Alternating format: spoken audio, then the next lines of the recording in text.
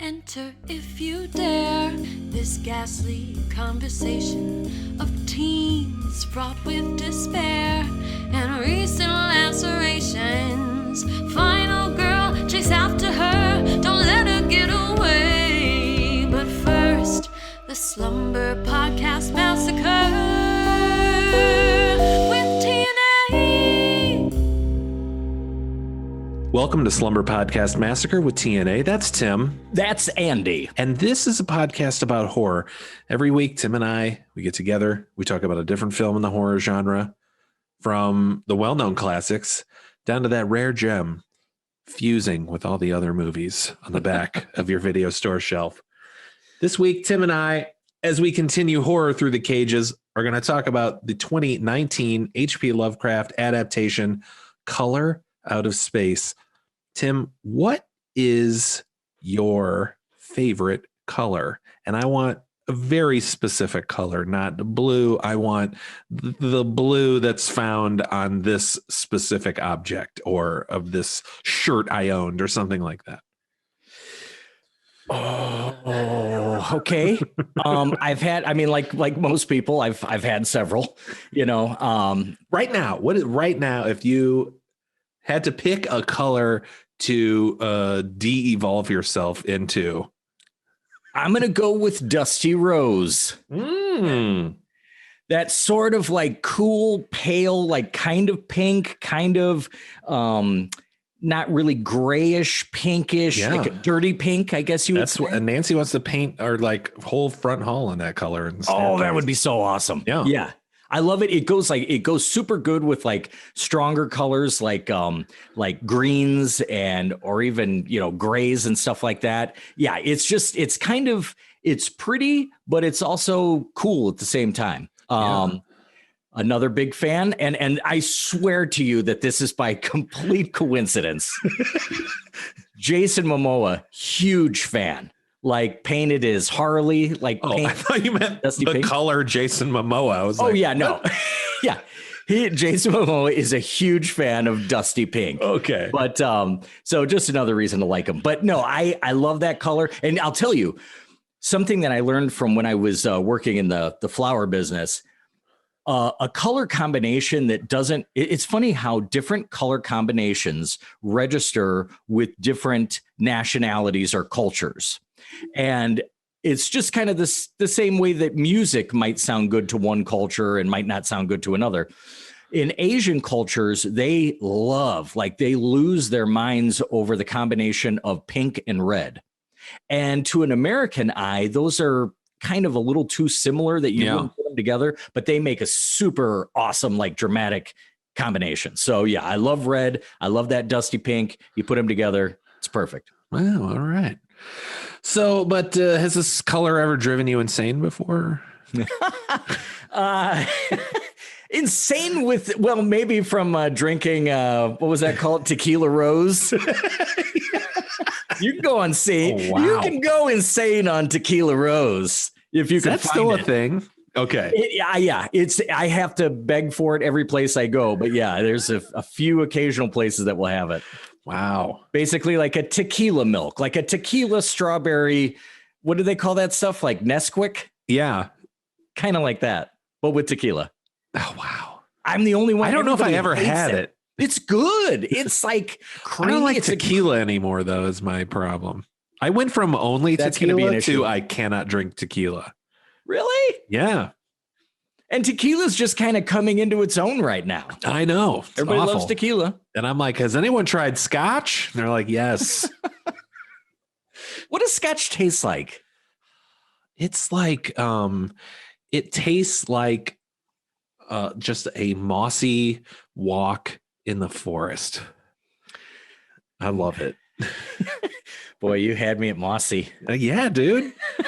Mossy. Okay. I'm going to think mossy. I'm going to get some. I mean, I'm sure I've had some before, but I've never really gotten that much into whiskey to know what I was drinking. I like whatever I've had, but I'll try some scotch. I'll get you some scotch. Don't just be like, I tried the Black Label and it was terrible. Get me a mossy one, like an extra mossy one. Oh, yeah. Nice Lagavulin 12. Anyway, okay.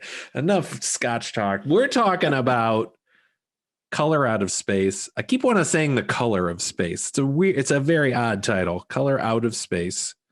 But it is a color that comes from outer space. It was written by Richard Stanley and Scarlett Amaris and directed by Richard Stanley, making his, triumphant return. The guy has not directed a film. I know he was like famously fired from Island of Dr. Moreau. I don't remember what he did before that, but like that was like the big, and then he just didn't direct anything for 18 years. Yeah. Is he credited as the final director for Island of Dr. Moreau, or is he taken off the credits? So. I think he's taken off the credits. Because if he's taken off, then he dodged one hell of a bullet there. Yeah, well, I know. That's what I was going to say. Like, I want to now, after watching this, I want to see his version of that movie because, God damn, that movie was awful. So it was, and you had all the talent in the world. John Frankenheimer is the credited director. Okay. But he gets a screenplay credit. Oh, okay. Yeah, I kind of read that about him, like this sort of triumphant return and the much awaited return of Richard Stanley, and I'm like, from where? I couldn't really place him on anything in particular other than that. But it's because he's not been discussed for 25 years. Yeah, true. But I thought he did a great job with this. You could tell his vision. He liked the source material because Island of Dr. Moreau is that Wells? Am I thinking that right? H.G. Wells' story. I think that's H.G. Wells' story. So he went from adapting one classic author and now he's into adapting Lovecraft, another classic author. Yeah, by the way, a classic author who is known industry-wide as being quote unquote unfilmable. Yeah. That people say that you just, unless you had the largest budget ever known to man for a film, or some alien technology, you cannot replicate Lovecraft's writings on screen. And I think that he does a damn good job of it. I mean, he goes at it full force, and I think it's super, super effective. And I'll tell you just real quick before we get into Nan Sum and all that stuff.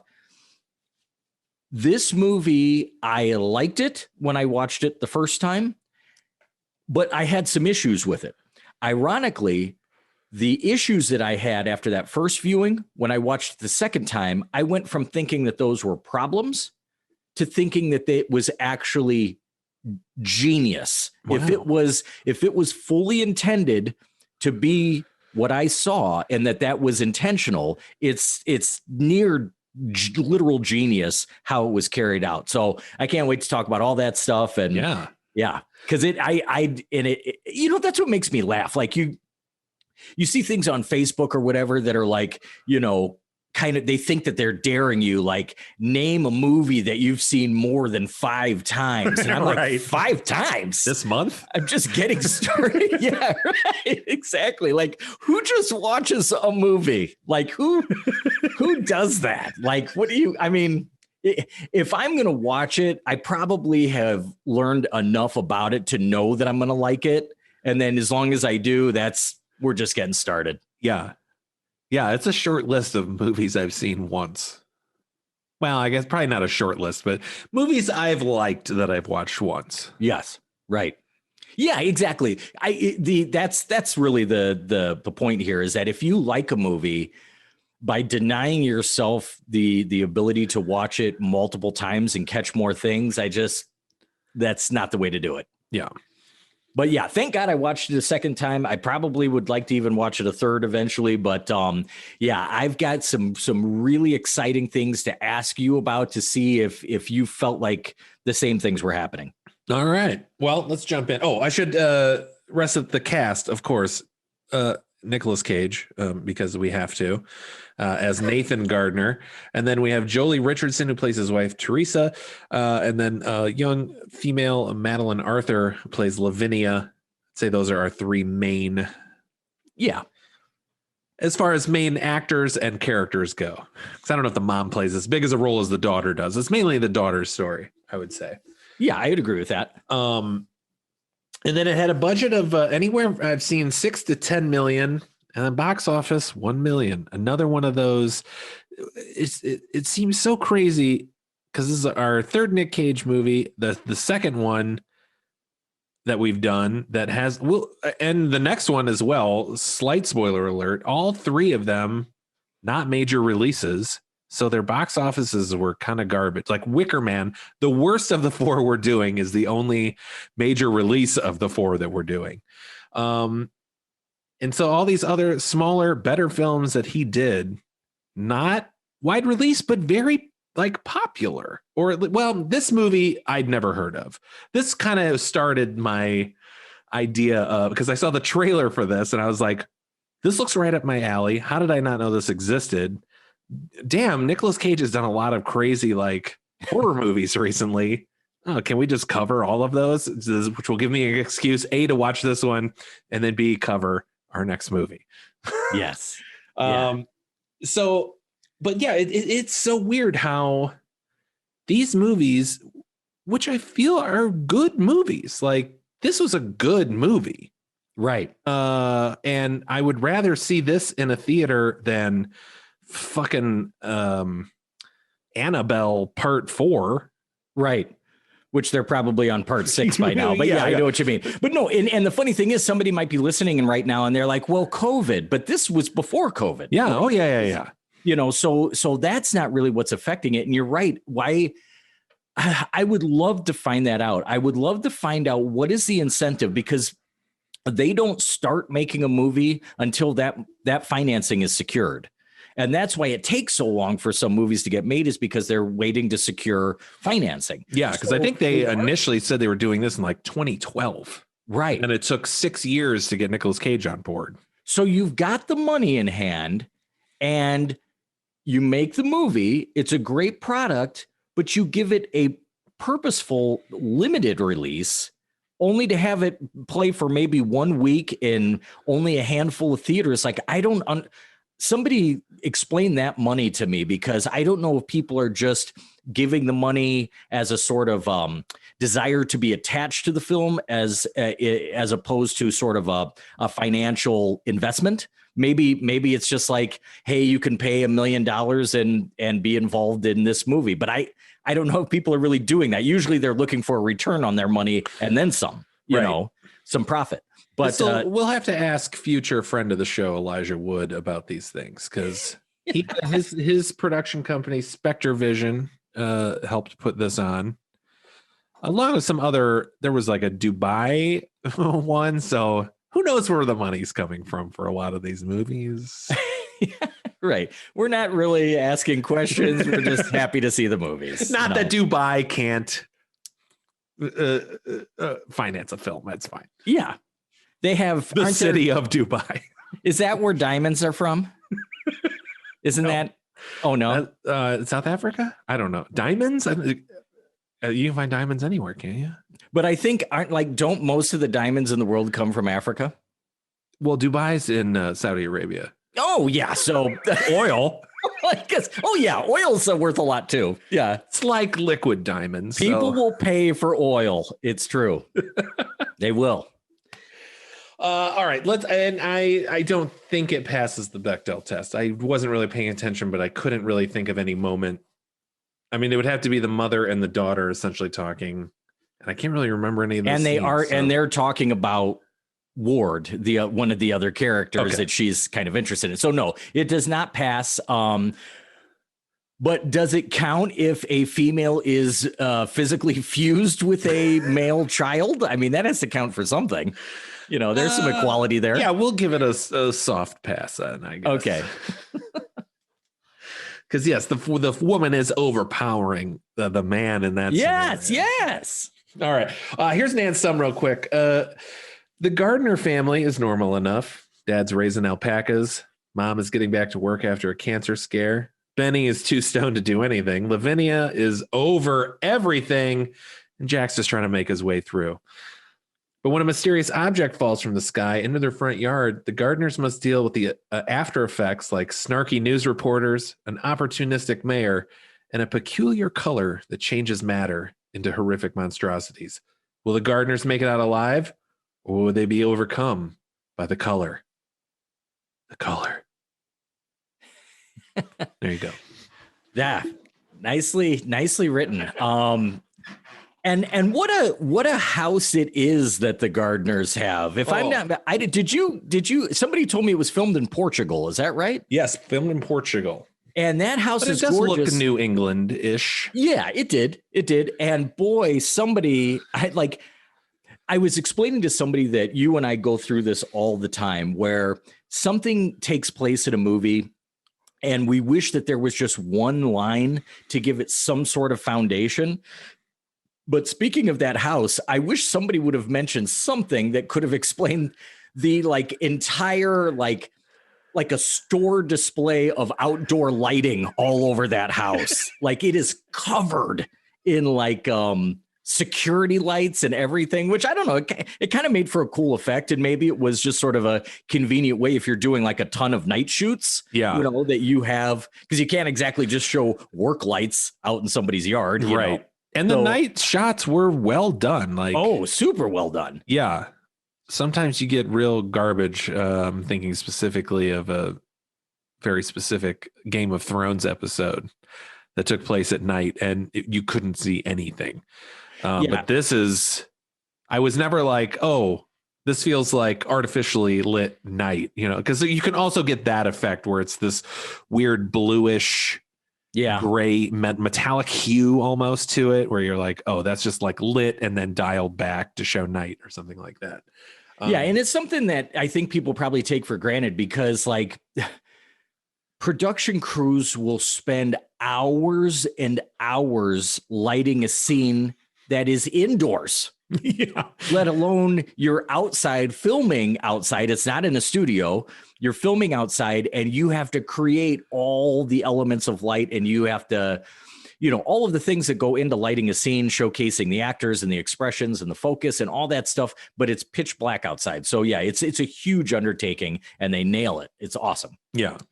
And it might also be the help of the contrast of the color, because you do see that a lot at night, which almost makes it a little more striking, I feel, because it is a brighter pinkish hue.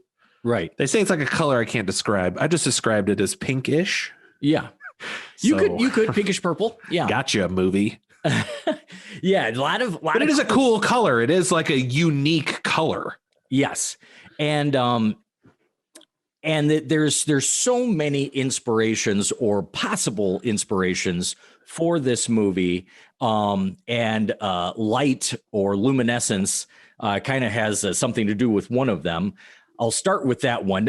I don't know if this is really what would be considered the main inspiration, but some people theorize that the case of the Radium Girls was one of the inspirations for this movie, which is way back when there was a group of women that were hired to paint watch dials with this luminescent paint, and they were even encouraged to lick the brushes to a fine point so that they could paint it like really accurately. And then all of them unfortunately started getting radiation poisoning, which is essentially where your skin just dies. Your flesh starts decaying because of the radiation. And it was horrible because the corporation tried to do a smear campaign and say that those ladies had syphilis, and tried to sort of degrade them. And a company tried to cover up their own malfeasance and blame it on the employee. First time ever. Now we're getting a little far-fetched, Tim. Right. But and there's actually even a play about that case, and it was prominent at the time. So we've learned our lesson at least. Right. Yeah. Don't lick radiation, whatever you do with it. You try and stay away from it in general if you can, but that's one of them. But one of the bigger inspirations that they think were these, there were a couple instances at that time of some dams being built. The one most famously in Scituate, Rhode Island. So what you've got here that's sort of a metaphor for this color, or that the color is a metaphor for, is the idea of people living in kind of a growing industrial area.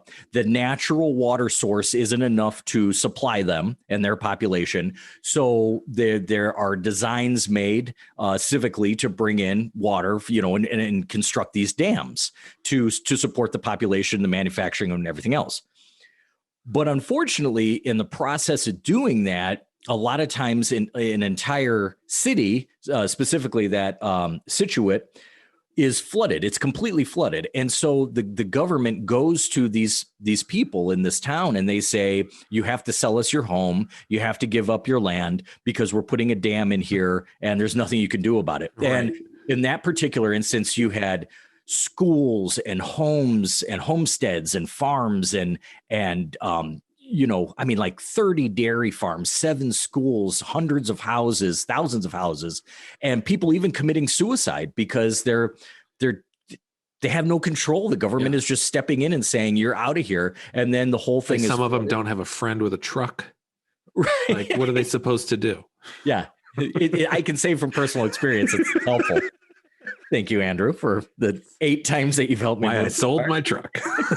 Right. I don't blame you. So what you've got here, you might be saying, okay, but what does that have to do with the color from outer space? Well, there is one of my favorite lines from this movie is revealed towards the end of the movie where somebody is sort of hypothesizing on what this color came to do, and that it's trying to make humanity more like itself. It's trying to make it something it knows. Okay. So when you put a dam in, the water doesn't give a shit about schools. The water doesn't care about towns. It's completely indifferent to what it covers and what it destroys.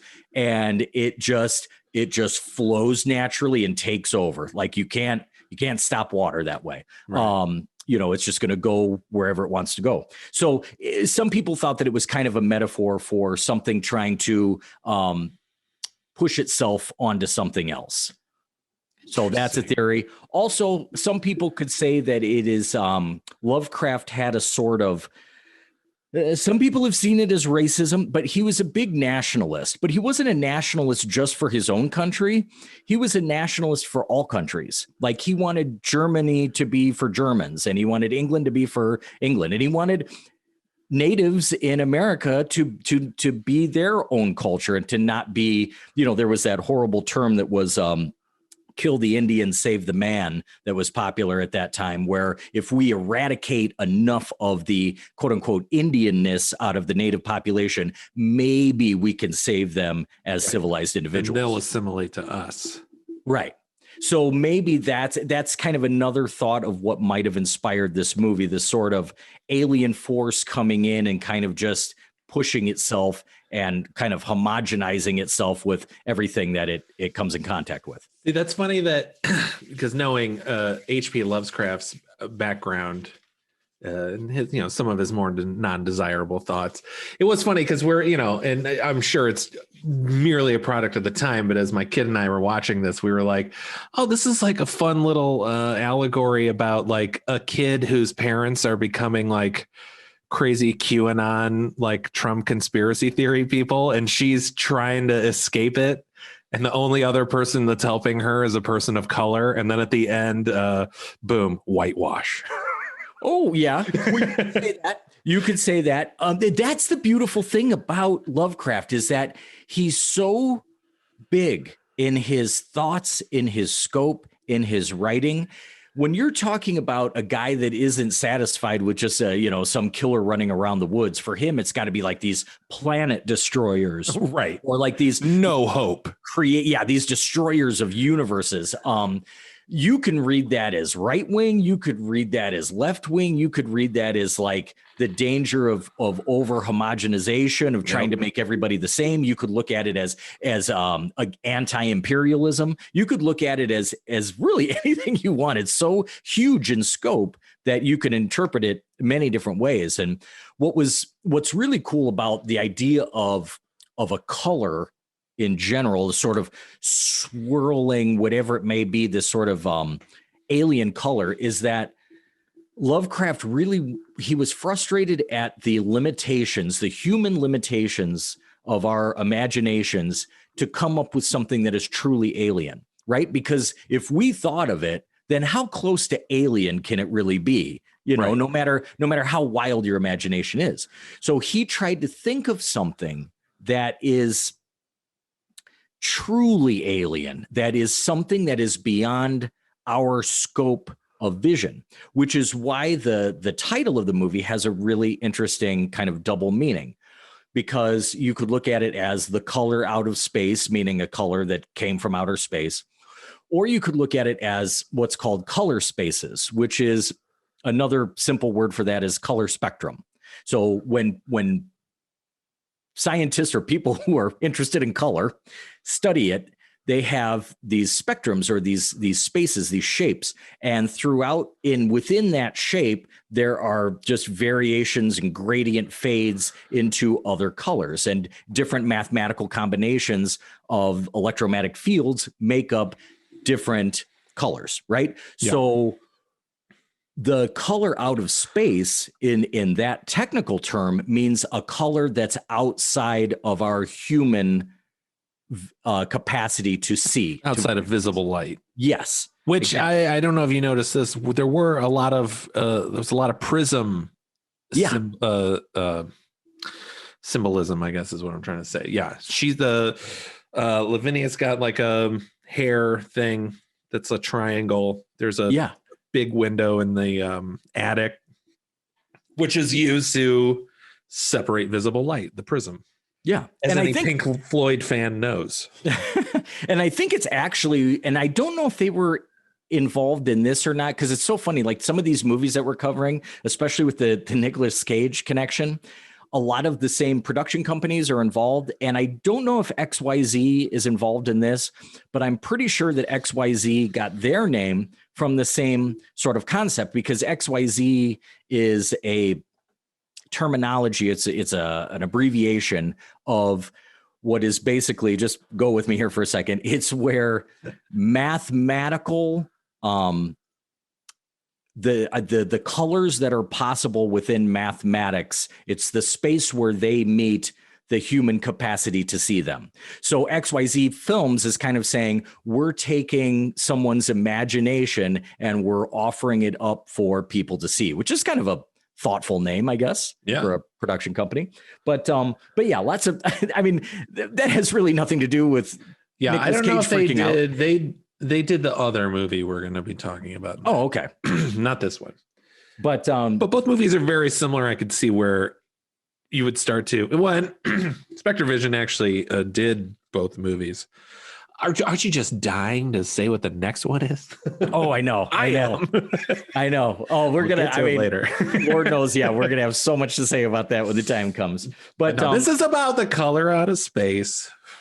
Yes. And just as kind of like a final couple things on Lovecraft, because the reason why I would go to so much trouble to talk about him in this is not only that he wrote the movie, but that the director, it was one of his like earliest childhood memories as his mother reading Lovecraft stories to him. And then when his mother was dying of cancer, he was then reading them to her. Yeah. So this movie is a very, very sweet love letter to his mother and to his experiences with Lovecraft stories. And that's why there are so many of these great Easter eggs. And for example, you have the Miskatonic University t-shirt, Miskatonic University being a fictional school that is also mentioned in one of our favorites, Reanimator. Is it really? Yeah, which is also a Lovecraft story. Yeah, that's right. Yep. So you've got Miskatonic University. That's the one we were talking about, because Arkham comes up in this, and I'm like, what other movie were we talking about with Arkham? That's right, Reanimator. And also there's when the character Ward, who is the hydrologist, when he's sort of startled at one point by some of the things that the color is doing, he's reading a book called The Willows, which was written by, I wrote down the guy's name. He was an author that Algernon Blackwood was a big influencer on Lovecraft himself. You've got Nicolas Cage's daughter's character, Lavinia, reading the Necronomicon, which Lovecraft wrote. And Wait, he wrote the Necronomicon? yeah. Jesus. I know nothing about Lovecraft. And the name Lavinia itself That wasn't written by literal demons? No, it came to him. He said it came to him in a dream, like a fever dream. Thanks for answering that so seriously. No, not literal demons. No. But you're right though. It's like there's such lore behind that book that it's like, is this a real ancient text? That's funny because seeing it in the movie, I was like, where the fuck did that book come from? Okay, it came, Lovecraft. Came from him, and then Lavinia's character is named after a character of Lavinia Whatley in his story, The Dunwich Horror. So there's a lot of just fun little Easter eggs for Lovecraft fans in this, but not so much so that it's cheeky. They're just, I think, really like sweetly intended. Yeah, there is another one I know about it only because I saw it in an interview, where there's a bird, and now I'm blanking on, it's a nocturnal New England bird. Whippoorwill? Whippoorwill? Yes. That also is Lovecraftian in some way, has some connections to Lovecraft. And so you hear those at the end of the film when all haywire is going crazy. Yeah, super crazy. Yeah. And boy, does it ever. But yeah, and just a kind of final thing here for and then we can start talking about the movie. But it's good background. This is interesting stuff. A lot of kids, I mean, 20-year-olds maybe they do know a lot about Lovecraft. Maybe they don't. I don't know. But actually, I mean, that could go for anybody. I don't think my parents could tell you much about Lovecraft either. But he's such a huge influence on what has become, modern horror and actually horror all through the ages. So he's a really interesting guy. It's funny, if you read about him, you'll read that he was a brilliant student, specifically in chemistry and physics, but that he was in and out of school for a sort of undetermined cause.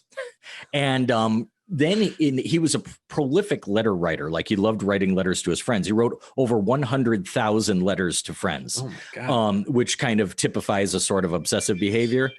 And it's funny, he wrote one time that he read a book about the mechanics, the physiomechanics of sexual intercourse, and that upon reading the book that he no longer had any interest in the act whatsoever. So he's a guy this is his first foray into body horror. Right. So he's really cool. He's like, I'd rather write about just like giant like octopi instead of like people. Never want to think about eating ass again. Yeah, he was different from the rest of us in that way. But the thing is, so he some people speculate that he might have been autistic or suffered from Asperger's, because he had this sort of philosophy that he termed cosmic indifference, meaning he thought that humanity was such a minuscule and kind of inconsequential part of the cosmos that we just didn't really matter. So he had no problem with writing these stories about alien forces coming to Earth and taking it over. And that and the funny thing is, though, is that in these stories, the forces are never necessarily evil.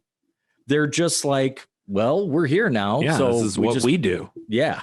And so he brings a lot of interesting sort of neuroses, to the table, but also with a really brilliant writing style. And in the beginning of this movie, where they're actually taking words directly from Lovecraft's works, you can just see the language is gorgeous. It's beautiful. In what Ward is reciting at the very beginning of the film, where he's describing, it's just gorgeous writing, because Lovecraft actually hated the sort of modernization of the English language, and he really preferred sort of the traditional English from England version of because if you look up this story, color is spelled O-U-R. Yeah. And so I was like, oh, is he European? Like, no, he's not. He loved everything. Like, if it came from England or like English folks, like, he just thought, despite the fact that he was born here, he just thought that was like a sort of heightened level of intellect. Yeah, that makes a lot of sense. Yeah, but I have to say, I do agree with his philosophy. Maybe I'm not as cynical about it to where I've got to write about it nonstop. But I do agree with him there. In the reality of everything, we are pretty insignificant, and not much of what we do matters in the long run. And it's a very depressing way to look at life. But I can't escape it. Well, maybe I should start writing life-ending short stories. I don't know. Well, you know, I would say that I don't share quite that same sort of I don't want to call it nihilism, but or pessimism, because I don't think that it's negative. I should specify. I feel it is important that while in the grand scheme we are insignificant, our existence here is very significant, and we should do the best we can with making it an enjoyable experience for everyone else. Well said. Yeah. But not a you're nihilist. Right. It's like if we can relatively agree on the fact that space is infinite and ever expanding, the idea of somebody saying, like, do you think that there are aliens out there? Is there life out there beyond the stars? And the way I look at it is it's none of my fucking business. Right. Like I don't know. How could I possibly know? But the idea of thinking that if space is infinite and you had to make one guess or the other, is there life out there or is there not? Why would you not pick yes? Yeah. Because all it takes is having a rocky, thing, spheroid, body floating through space close enough to a rotating sun or rotating star. Yeah. And then all you need is a rock rotating a gaseous being in the right distance. Because yes, it's like, could there be life? Well, I know there's life here, so why not somewhere else? Right. And if there is somewhere else, I don't have time for that. It's too far away. We'll never. Yeah, we're never going to get there. Come up with sub-light speed technology, which sounds physically impossible for everything we know so far. You cannot go faster than life. I mean, the closest, what we even think might be a livable planet is 20 light years away. So, think about that. That would take, if you can travel at the speed of light, a 40-year round trip. Yeah, I don't know if you've heard of these planets either, but they're fascinating. Like they are, the star is very small. The planets are very small. Like because of the size of the star and the distance that these planets are to the star, they're within a habitable zone, right? So that's where that enough energy is being expelled to where life is possible. Like in relation to how far Earth is to the sun, it's like a astronomical unit that's pared down. But like these planets rotate this star in like 2 days. Like they are flying around the star. It's crazy. Yeah. How fun would that be? Like I'm like, do you just have to hang on? 2 years old. Do you just have to lay down and hang on the whole time? No, that's not how it works. But the gravity of the planet's holding you. Oh, good. Yeah, it's large enough to have gravity. I've gotten used to gravity, and I'm not willing to give it up. Yeah, it would be different gravity. You could dunk. You could probably dunk on this planet. Are we at least? It would take half a day to dunk. But man, it would look cool though. Are we done thinking? Is it the Mars thing? Remember when this whole world was obsessed with there being life on Mars? Are we ready to just pass on that now? No, I think we're getting closer to. I don't think there is life on Mars, but discovering if there was life on Mars, that seems far more probable than it ever has. It'd be like, we found signs of flowing water underground. Where there's water that we've seen so far, where there is water, there is life. So fingers crossed. Yeah. Can you imagine if like all that time spent on wondering about Mars and then they end up coming from Venus and it's just kind of like, oh man, like discovering a new country, but it's Canada. And it's like, all right, whatever. No one wants to go to Venus. Place is a shithole. Anyway, but the color is back out of to space. Our planet. Yeah. But yeah, so yeah, this alien life form does find agency here. So yeah, it's something I liked about it. It wasn't your typical shot of, because the idea of meteor lands at farm and strange things happen is not a new theme. So they kind of dealt with this in this cool way, because normally, yeah, it's like a nice wide shot of the farm and you see the little glint in the sky, and then boom, like, you know, something hits in the distance and wakes everyone up in the farmhouse. This is like, it's almost landing, like it comes down very slowly. Yeah. And it kind of affects everyone in the house a little differently. That's another thing I liked about this thing. It wasn't just like when you're around it, this happens to you. It almost affected everyone else differently.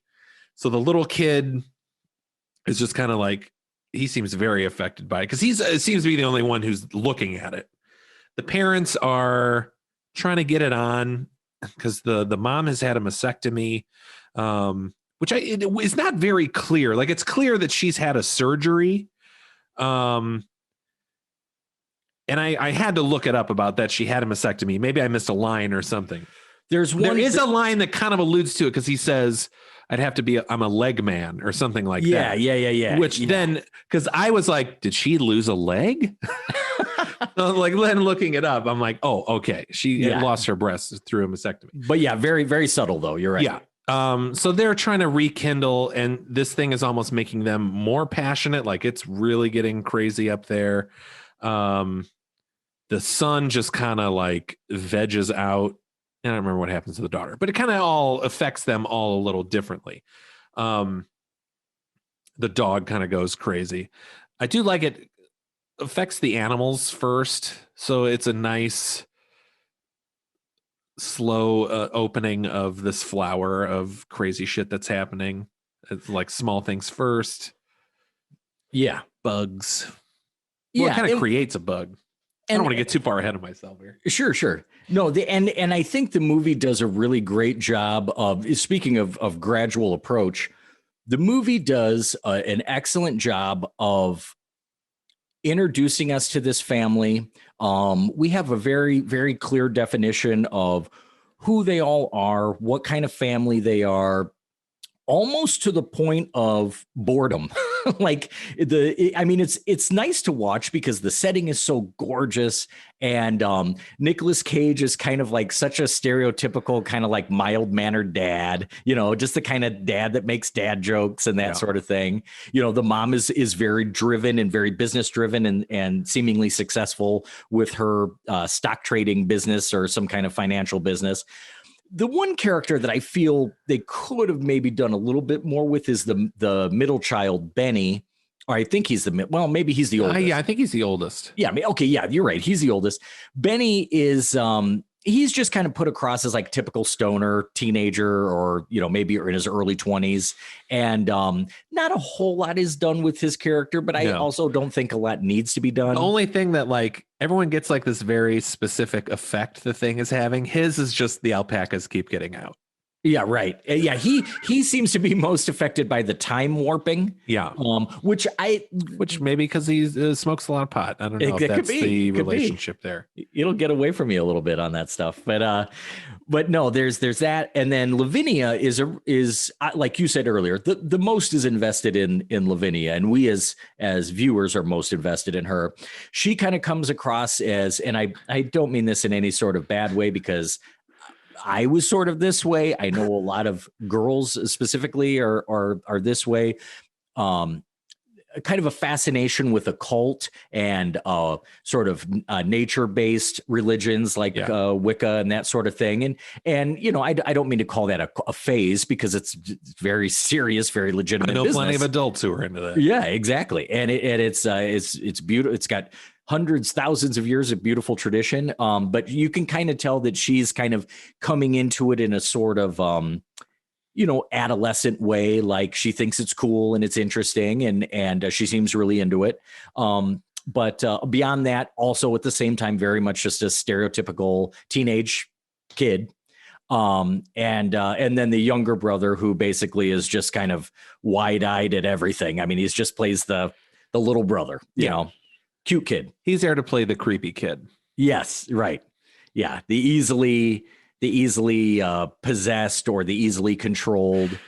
So we get the vision of this very kind of normal family. The farm that they live on is Nicolas Cage's character's dad's farm that he's sort of now overtaken, and it's not a farm in like a traditional sense. It's just a gorgeous like old a homestead. Yeah, and it's beautiful. You know how I am with wallpaper. Like every room is wallpapered, and it's everything is sort of kind of antiqued, and it's just gorgeous. It's really beautiful to look at. And what I said earlier in the show starts to sort of take hold here, which is when I watched the movie the first time, I felt like maybe there was just some things lacking from the transition of things being normal to when the color really starts to take hold. But now when I watched it a second time, I feel like it's crafted perfectly, that it's not like a light switch goes off and all of a sudden everything is bad. It's sort of a gradual movement towards things getting stranger and stranger. Yeah. And not only are the characters going through it, but we as an audience are sort of going through it to the same level that they are in real time. That I feel like it's not like we know more than they do. It's right. It's the film itself. This is really what I'm getting at. The film itself becomes disorienting. And that was something that I kind of had a problem with the first time around. But when I went back and watched, I'm like, no, they're not only putting the characters through it, they're putting us through it as well. Yeah, because you don't really know how much time has gone by. Right. Like what they make very questionable decisions. It's a movie where I'm like, please act irrationally, because they're right. not, they're not being rational because they're under the influence of this thing. So yeah, like, my kid would be like, well, why are they doing that? I'm like, well, because they just aren't fucking thinking right, Right. Like they don't do anything insanely. I can't even think of an example, but there's nothing just where you're like, no one would do that. Right. It'd be like if you were on heavy hallucinogens and then had to like build a house with your buddies, right. You'd kind of know what you had to do, but you wouldn't really be making the best decisions on how to go about it, Right. It's like that. But the movie does this is tricky, and this was very, very risky, and it's something I had a problem with until I realized that they were doing it right. In the beginning of the movie, when things are still normal, there is the introduction of an idea where the town and the mayor are wanting to take over and buy the farmland and the house and the homestead from the family because they're going to be putting in a dam. Yeah. And so that happens, and it seems to be kind of a big deal, but then we almost hear next to nothing about it ever again. And I'm like, why did that even need to be in the movie? Like, they didn't even need that element. But it's great because when you're talking about things, boring ass things like land contracts and sale of property and stuff like that, that's all very reality based stuff. So when the color starts to take hold and things really start going crazy, they just sort of abandon that, because that would bring us back to reality. Now we're just stuck on that homestead with the family and shit's going crazy, and there is no tether to reality anymore. So I think it's well done. I did find the mayor character very odd, because I don't understand the scope of the town of Arkham, because the mayor seems to have what looks like some sort of Secret Service security detail with her. But then in that same scene, they're like, well, our son's not feeling well. Is there a doctor? And she's like, there's no doctor in this town. Yeah. Like, what the fuck kind of town are you in? Yeah, she's kind of, and they, it's really strange. I mean, you and I have talked a lot before about colorblind casting and that sort of thing, but the actress, Koryanka, what's her last name? Kilcher. Yeah, Kilcher. She's native Peruvian. She's I believe it's Quechucan, which is the tribe that her dad is from in Peru. Very obviously native. And her, so it kind of makes you wonder if is that just happenstance, or and not to say that a native can't be a mayor of a town, Right, sure. but I'm just saying like she has a very exotic look to her, and and then kind of like you said, sort of a strange personality, and it's not very friendly, and yeah, she seems to be this would be a mayor of like Toledo, Right. like that's how she comes off, not of a town without a hospital. Right. And you would think that if they were really trying to represent sort of maybe some kind of imperialism or whatever, it's sort of an ironic choice of casting for that. But who knows? Maybe they're just trying to flip the script. I don't know. I mean, that's the part that like you want the mayor from Maybe Jaws we for. can all be influenced by something negative, like she's influenced by money and power. Go. Yeah, a little Stockholm syndrome there. Yeah. Yeah. Although her background might dictate something of the opposite. Once it's presented to you, ooh, okay, looks delicious. Right. No, I get that. But yeah, they do. The movie does, and this is really again why I think it needs 2 watches, is because when it does start to go crazy, it does not spoon feed you. You don't really feel like you have the perspective of an observer. It's kind of like things are getting weird all around you. Yeah. As you're watching it. We should throw out too. Yeah. So we talked about the mayor. There are a couple other people. We mentioned the hydrologist. That's Elliot Knight. He plays Ward Phillips. He's the hydrologist. He's the main character of the written story. Mm-hmm. He's still in here. I think it's the first movie I've ever seen with a hydrologist. So that was exciting. And then the character Ezra, played by Tommy Chong, and not not a tongue-in-cheek Tommy Chong. Yeah, I was excited. I really liked his performance in this. It was excellent. What I expected from Tommy Chong, but it was like you just stripped the Tommy Chong away from it, Yes. And I asked Soph, I'm like, you've heard of Cheech and Chong, right? She's like, no. I'm like, wait, you haven't? You haven't? Like when I was your age, this is all I listened to is Cheech and Chong albums. Yeah, no, I think it was great casting because he does sort of, whether it's just his, comedic persona, we should say he plays like a hippie shaman that's like squatting on their property.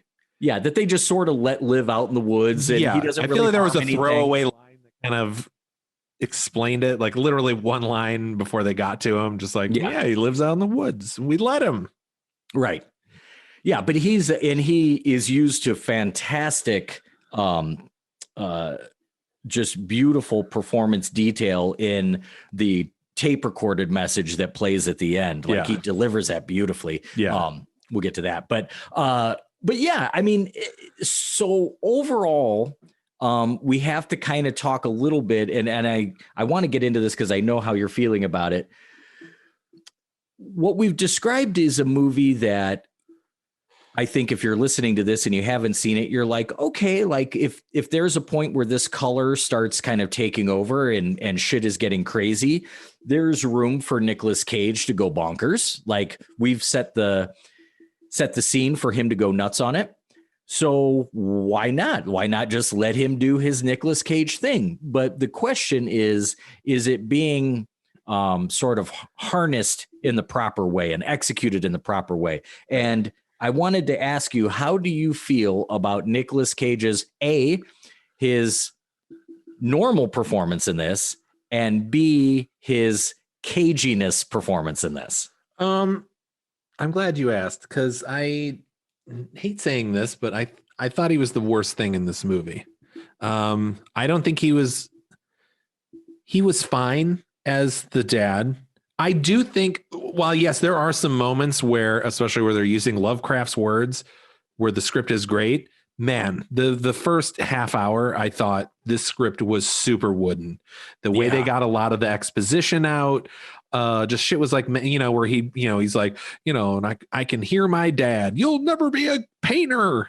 And then that's like never brought up again. I'm like, yeah, all right. So there's this weird exposition.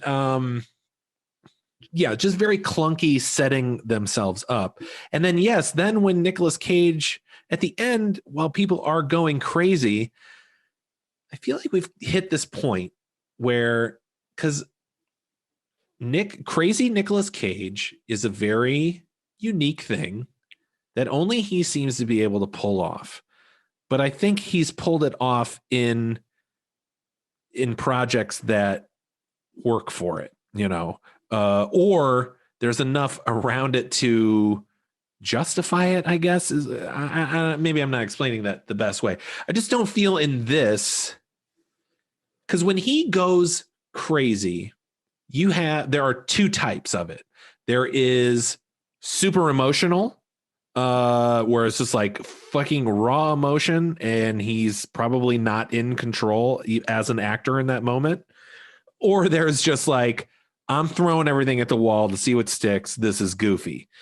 And I feel he kind of does both in this, and neither work very well. He starts using this voice, which helped with our theory about this being like a Trump family. Cause he's like, okay, like he almost starts doing this Trumpy voice. Right. Which is very off-putting, but I get it. Like he's talking to his daughter that way, which is probably how he feels. She talks to him. It's not conveyed very well. And it just feels like they were like, Nick, that's great. Keep doing what you're doing. Cause you can't direct him to do that stuff. And that's what I'm trying to say. This particular film, while you have people going crazy, that needed to be directed a little bit more. And I'm guessing they did not do that for him. Yeah, I'm with you. I'm with you on that. And it's funny you mentioned that voice thing. That's not even the last voice that he does in the movie. No, because that's true. He does so many. He does this sort of like almost like a baby voice, like when he's just completely lost his mind, and it's just like this sort of like, those people that get drunk and then they just become like real sheepish, like. They just kind of look at you like they're little kids, like with, deer in the headlights. And so, yeah, he's trying a lot of different things. And here's the real tough question, though, that I said I was going to ask you. If you had the choice then, because while not everything fits and meshes perfectly, it is still oftentimes pretty entertaining. Right. Sure. And it kind of elevates a fun watchability factor. So if I ask you this question, you could make this choice.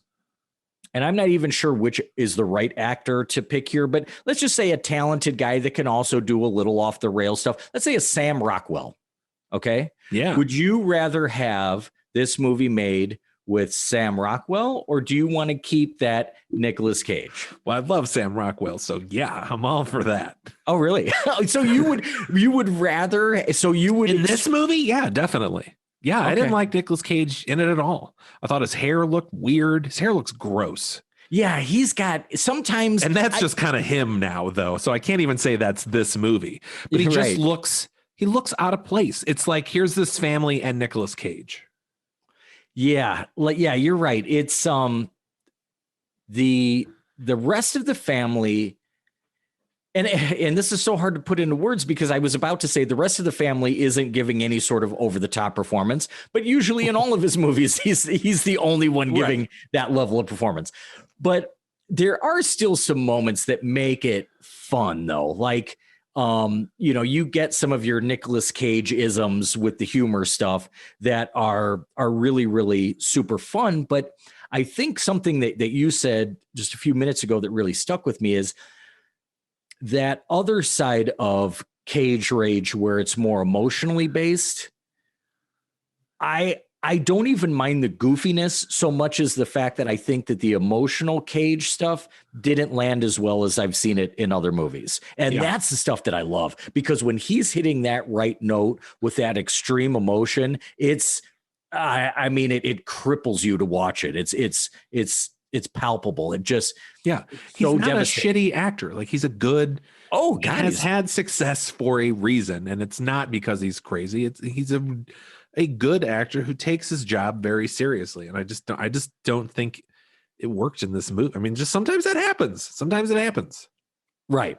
And so, but at the same time, I would say that, I think that I don't know if I'd be ready to throw him out of this movie. I would be tempted to, and I'm with you on that. But I do love that funny stuff that he does so much that I'd be really heartbroken to see a couple of those line interpretations leave the movie, because I think that, because like you said, some of the dialogue, especially in the beginning, gets pretty wooden. So if you extract the cage, then, is the movie just going to be boring after that? I don't know. I don't hate him in this movie, but this is a movie where, had I not known of Nicolas Cage's performance in it and then seen this with another person, I would not then at the end of the movie go, that was good, but Nicolas Cage would have made that better. Like if Nicolas Cage had played the father like that, I would never say that. Yeah. No, that's right. That's right. Get Elijah Wood. He was probably there as a producer. He's around somewhere. Yeah. I would love to see a little Elijah Wood with Jolie Richardson as his wife. She probably towers over him. Does she always look like she is on death's door, or is that just for this movie? I think that was just for this movie. Okay. Yeah, she's just gone. Yeah, it's like when someone gets a mastectomy and they hopefully got rid of the cancer, they're not really a cancer patient anymore. But I think that they, like, the makeup department were like, she has cancer, so we have to make her look like that sort of jaundiced, like sallow-eyed, like no, she got rid of the cancer. She doesn't have to look like that anymore. Yeah.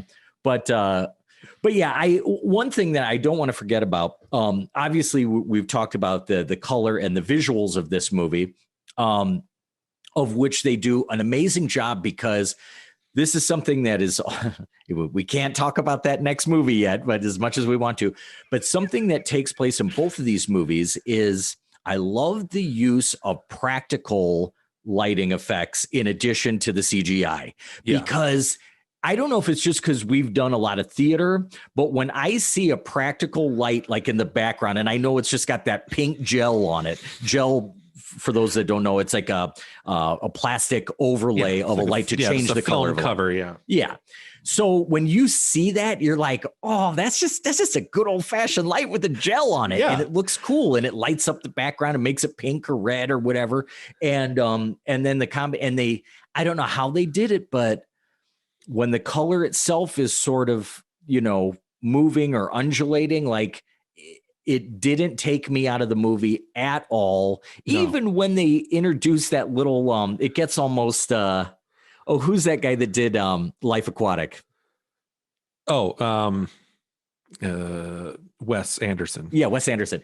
So even when we get that little kind of manifestation of the color, and it's a little insect, like it's almost bordering on Wes Anderson, like whimsy, when you first see it. But then they do a close up on it. Praying mantis. Yeah, it looks cool. Yeah. And but what I was going to say is, my point is, in addition to how great the visuals are, the film score is phenomenal. Oh yeah. It's so good. And the guy that did it, his name is Colin Stetson, and he's worked with like the National and TV on the Radio and Arcade Fire, like a lot of like popular independent bands, and our Godspeed You Black Emperor. Like he's done a lot of really, really cool things. And he has this task laid out in front of him where he's not involved in the visual part of it, but he has to think about what does an unseeable color sound like, right. Or how does that represented sonically? And it's a lot of layered strings and manipulations, and it's very atonal. It reminds me a lot of a composer named Goretzky, but it's especially at the end when there's the climax and the sound is almost maddening. It's an amazing, amazing soundtrack. It very much complements what's being done visually. I agree. Total success. Yeah. It nearly it goes with about every scene. That guy, I looked him up earlier. He plays my least favorite instrument in music, the saxophone. Nothing ruins a song like a flipping saxophone. You know what? Though, I guess a modern song, it can be used correctly in score. But man, you give me like a pop song and then I hear saxophone in it. Though it's interesting. It's been an instrument that it actually translates really, really well to like electronic manipulation. And I've heard some recordings with saxophone with that are being modulated and stuff. And it actually sounds really cool. Maybe I'll like that then. Yeah. But no, go ahead. But no, yeah, he's a great guy. Like I said, it wasn't an easy task to try and make the movie sound as cool as it looks, but totally nailed it. Yeah. All right. We should start wrapping this up. We've covered a lot of the stuff. I do want to talk about, I mean, a lot of weird stuff goes on, and this is another, there are practical lighting effects, but even just the effects, the physical effects, a lot of good practical effects. There's a part where Benny goes into the barn to check on the alpacas, and they've like all kind of fused together. And so it's this 5-headed alpaca monster, but it looks like the Thing. Like it looks like the Thing effects. It's so cool. A lot of crazy things like that happen. The best one though, and the one we got to talk about is so the, Benny mentions how the alpacas are messed up in the barn. So the mom and Jack go out to the barn, and that's where the light kind of expands. They try to run away, and it kind of like lashes out from the barn and kind of encompasses them. A really cool effect. I did like how, and I don't know if this was the purpose of it, but because there's this idea that the color is permeating everything, right? Like the ground and the air and almost the technology. So sometimes when you see it, it has like a wispy, ethereal, smoky look to it, but also it will have this like almost harsh, pixelated look to it, which I felt was intentional, not a bad effect. Yeah. Right. And so it just like totally encompasses them in this cool, trippy visual. And so then it's like, oh my God, get them into the house. So you're just like, oh, are they okay? And so then they're like laying on the couch, and it does this great shot where it just kind of comes over. The mom just like looks super pale, and you're just like, oh my God, she looks like she has been wrecked. But where is the kid? And as the camera pans over, you see Jack's face protruding out of her back. Yeah. Because she was hugging him and holding him as the light encompassed them. So now they've just been like fused and pushed together. Oh, and in true crazy sense, yeah, they don't know what to do. They're like, I don't know, to get them some water. And then the mom's making like weird noises while she drinks. Yeah. The light's burning them, and so they're like, get him upstairs, I guess. Like, what do we do with this thing? Because there's no doctor in town. Right. Yes. Yeah, that's been established. No, it's but the look of this is so, and it just keeps devolving. Oh yeah, the water is upstairs, and she's almost like a dog, like sticking her face in this bowl. Some fucking awesome acting by Jolie Richardson. It just makes you feel, it's like so gross and awesome and sad at the same time. Like, they both, we don't really get a description of what sort of discomfort they're in, but it's the sort of discomfort that you would imagine if you were fused with another human being. Yeah. And probably both trying to get away from each other, but stuck together. And they're sort of also kind of overtaken by the color, but sort of kind of fighting for their humanity. The look in their face is kind of like a trapped animal, I guess you would say. Yeah. And it's very, very affecting. And I think that the handling of it, once it gets to that monstrous state and Nicolas Cage has sort of had his break from reality, and he decides that he decides he's going to kill it, or I hate to call it, but what they've become. Yeah. And he doesn't have the heart to do it. He can't bring himself to do it. He does do it eventually. But he does start to get pretty funny at that point. Like, like I was saying to you earlier, when he's trying to drag Lavinia and like put her into that attic room to stay with, mom and Jack, and she desperately does not want to go in there because she's terrified of whatever they've become. Right. And he just goes, after all, we're family. And he just kind of whips his head up and like he's just going to be charging out like down the runway. And it's just so funny. And I don't know.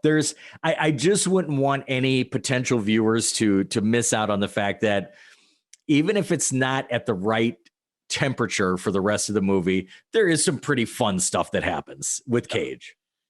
Now, let me ask you this, because I'm not clear about what happens at the end. Because it seems everything builds up to this crescendo. The daughter, who has pretty much resisted it the longest, I think, is then just totally overcome. Yes. The brother gets the oldest brother gets sucked into the well, which has kind of been a thing with Jack. Like he's been talking to this thing in the well. And there's a whole thing with the water. The hydrologist is like, it's, don't drink your water. It's like, I think there's something in the water. And so there's, now we've got this pinkish cyclone going up into the sky, and the daughter essentially disintegrates into the color and becomes it and goes up into the sky. And, then there's kind of another ancillary fight with like a visage of Nicolas Cage, because I don't think it's supposed to be him technically, but the hydrologist fights him and then like hides in the cellar. And then there's kind of an explosion. Yep. Which he comes out, and now there is no, like everything is white. Like there's no color now, or all colors, I guess, however you want to define white. But it's, it's just all white and just in a radius around where the farm was. And then there's a little epilogue part where they've built the dam there, because they do mention very briefly about how the mayor has this plan for this water treatment plant. Like it's a huge civic project that the city's doing. So they have built this dam. It's there. Nothing weird now has seemed to have happened, but it's just the hydrologist who got out unscathed. And he's just like, I'm never drinking this fucking water. And like, that's like the end of the movie. It's just him being like, never drinking this water. But they're just, I don't get the explosion. There just doesn't seem to be any aftermath of it for something that it looked like was ready to terraform the planet in its own vision, to then all of a sudden not make it outside of, this half-mile radius. Found weird. Yeah, no, you're right. And I think, I don't know if that ambiguity is intentional, but and I didn't finish the actual story, so maybe they explain it in that. Well, but you're right. I mean, not only do we get that explosion, and then the dam is built, but that last shot that we have of the hydrologist giving that voiceover about not drinking the water. And he says something like, very few people remember the strange days from before. And they give him a little bit of a beard, and it's kind of grayed. Yeah. So I think it's supposed to be a little ways down the road. Like maybe, but then we see the praying mantis. Yeah. Alien praying mantis. Around. Yeah. So I think it's kind of like, I know that Lovecraft had like a fear of science and a fear of meddling in things that we don't know any better about. And I think maybe that ending is just saying like, well, you fucked it up for good. Like, here's your dam. And now that alien presence exists among us, and, here we are. And now it's in the water and it's everywhere. But you're right. A normal Hollywood movie would have one or the other. Either they would have defeated the color, or it would be now the color has taken over everything and it's everywhere. And it sort of feels like we're in an in-between world at that point, So I'm with you. I have the same questions with no more answers. And I'm not even sure if there's more answers to find there, unless, like you said, unless there's something in the written story that gives. But the story is also told after the fact. Like it's told like, here are the stories I've heard here. So they probably don't in that one either then. Now that I think about it, I don't know. I mean, it's not important. I mean, it would be one thing if it didn't take anything away from the movie.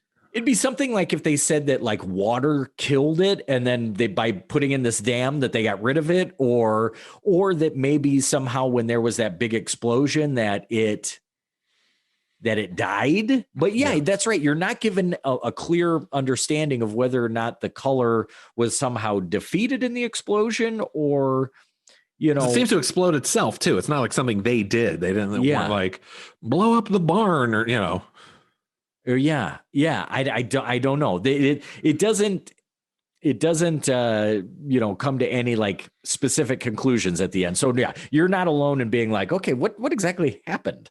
Yeah. But, again, I don't think it's that important. It's not, and I don't think it's meant to be a real head scratcher. Right. It's just a nice ambiguous ending, which is fine. Yeah, it is overall, this movie is, I think it's told with a different pace. It has a different narrative pace. I wouldn't call it a slow burn by any stretch.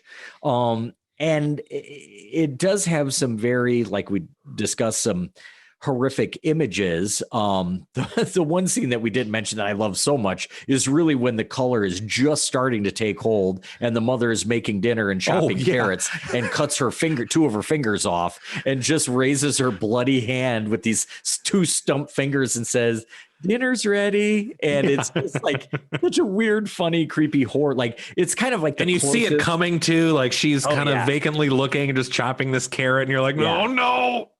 Yeah, that's kind of the closest that we get to like traditional horror, but I don't know. I like the fact that this movie does kind of have its own flavor. It is a little ambiguous. I definitely recommend it. I don't know if I recommend it as much as our next movie, but I think it's a really neat, weird tale. That's what they actually call. It's kind of a horrible name, but Lovecraft's version of writing is just called Weird Tales. Literally, that's the actual name of it. Okay. And it's just a nice little weird tale. Yeah. I highly recommend it. I had a great time watching it. I thought it was great. Nicolas Cage is fine, and he's the worst thing in it. So, I mean, you can't ask for much more than that. And I mean, give it some love. This movie got no one watched it. Yeah. It's good. You know what's funny? I'm just going to say this because you just made me think of it. Like we've talked before on this show about just how widespread media is these days. But it's kind of funny, like for as widespread and infinite streaming services and everything that's out there, everybody still kind of watches the same stuff. Everybody watches Game of Thrones. Everybody watches, whatever. Yep. So, yeah, you really do still have to dig for some interesting stuff. And I would say to anybody out there, and this is actually really, really important advice to anybody. If you like movies and you don't have a subscription to a magazine service that has to do with that genre, I think you're really missing out because it's not enough to keep up with things just by seeing advertisements on TV. If you're really, really that into movies, subscribe to a good old fashioned print magazine and rip that thing open every month and find out about what's coming up. And so oftentimes, because I do subscribe to a horror magazine that I love called Rue Morgue from Canada. You'll hear about these movies and forget about them. And then a year later, it'll come out and you'll be like, oh, fuck yeah. Like I wanted to see that. But right. at least you heard about it a little bit. But you're right. If I had never had that magazine, I would have never heard of this movie. I mean, it would have flown right under the radar. So yeah. And I don't even remember how I heard about. Oh, I know. All right. I just saw it. Someone put it in their like top 10 horror movies of last year. And I was like, what the? Oh. And it was like number 2. And I'm like, oh, Nicolas Cage, what the fuck is this movie? Then I watched the trailer and I'm like, this looks so up my alley. How in the world did this get by my radar? Because it's not like I don't know about what movies are coming out. Yeah. Yeah. I mean, I guess here I am talking about like you have to subscribe to a magazine. I guess there are online magazines. Like yeah, you can go to rue-morgue.com. Right. If you don't want to wait the week it takes for them to print and send it to you. It's a beautiful magazine though. Tim loves technology. Pictures. All right. Yes. But yeah, there's you hit the nail on the head. It's a movie that deserves a lot of love. If you're just in the mood for hey, how about this? Maybe you are listening to this podcast and you're more of a sci-fi person. This would probably be, of the movies that we cover, something more up your alley. Yeah. This is, if you liked Event Horizon, another good sci-fi horror movie, you might like this one. It's a lot of gross body horror. Things gradually go crazy. Although there's Event no Horizon robots is in it. way scarier. Right. And that movie effed me up, man. Which one? Event Horizon? Oh yeah, the one. Yeah, is that the one where they see the things and then the eyes go like the things that I've seen? No, yeah, he's holding out his eyeballs. Oh yeah. Oh, that was the part. I was like, whoa. Oh, that is creepy. The captain's log they're watching. Yeah. Yeah. Good movie. But yeah, if you like stuff like that, if that's kind of more your gig versus like lots of butts and boobs and running around the woods and a machete wielding, psychopath, if that's not really your thing, check this movie out. This is more up your alley. Yep. All right, cool. Well, that was The Color Out of Space from 2019. Here it is, Tim. The moment we've all been waiting for. The denouement of horror through the cages from 2018. Mandy. Yeah. I love it. This is what we've been building toward. This is everything that we've said that we like about Nicolas Cage and that crazy, amazing, wonderful electricity that he brings to performances is used to perfection in a movie that is just gorgeous and in a league of its own. It's wonderful. Yeah.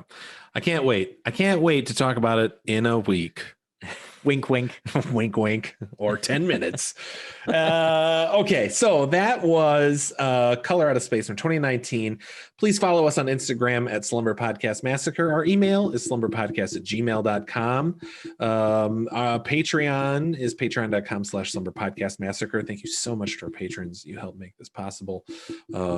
Cover all the background fees that people don't think are associated with podcasting. It's not free, people. I wish it was. So yeah, join us next week. 2018's Mandy. I can't wait. Tim, you got anything else to say about Color Out of Space? Well, first of all, let me ask, can I say cocksucker? You just did. Okay. This movie, if you need one more bit of lure to draw you in, probably has the longest sequential stream of cocksucker of any movie that we've covered. I don't even remember that part. What part is that? When he's trying to start the car. Oh, yeah. Okay, and then he punches the ceiling. And then he gives, and I not to go off on a tangent here, but then he just comes in and he gives that beautiful line where he just goes, the car is not happening. Yeah. It's so good. Yes. Oh, shit. Okay, well, yeah, watch that movie. And Mandy is happening. And Tim, I'll see you next week. See you then. Bye.